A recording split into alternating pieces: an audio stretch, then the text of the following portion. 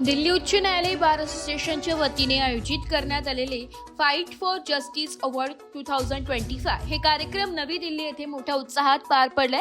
या कार्यक्रमात संपूर्ण देश विदेशात गाजलेल्या रामदास जनार्दन कोळी विरुद्ध जवाहरलाल नेहरू पोर्ट ट्रस्ट सिडको व ONGC यांच्या विरोधात लढल्या गेलेल्या हा लढा इतिहासात अजरामर झालाय। त्याची नोंद ही दिल्ली येथे झाली आहे। 2013 साली पारंपरिक मच्छीमार बचाव कृती समितीच्या वतीने दाखल करण्यात आलेली याचिका आणि याचिकाकर्ते रामदास जनार्दन कोळी यांचा यथोचित सत्कार व गौरव यावेळी करण्यात आलाय। प्रकृतीच्या कारणास्तव ते या सोहळ्यात उपस्थित नव्हते। याचिकाकर्ते रामदास जनार्दन कोळी यांचे प्रतिनिधी म्हणून सामाजिक कार्यकर्ते नंदकुमार पवार सत्कार सोहळ्यात सहभागी झाले होते।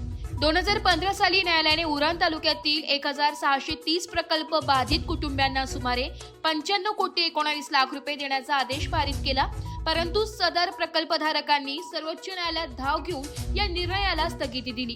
उरण तालुक्यात JNPA हा प्रकल्प कार्यरत असून JNPA प्रशासनाने 2022 रोजी पुन्हा 110 हेक्टर पारंपरिक मच्छीमार क्षेत्रात भराव घालण्यास सुरुवात केली व त्यास सर्वोच्च न्यायालय दिल्ली येथे दिलीप कोळी, नंदकुमार पवार व परमानंद कोळी यांच्यातर्फे याचिका दाखल करण्यात आली।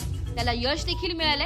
रामदास जनार्दन कोळी, रमेश भास्कर कोळी, दिलीप कोळी व प्रियंका रमेश कोळी, नंदकुमार पवार यांनी निर्णायक भूमिका बजावली, त्यामुळे त्यांचे सर्वत्र कौतुक अभिनंदन होत आहे।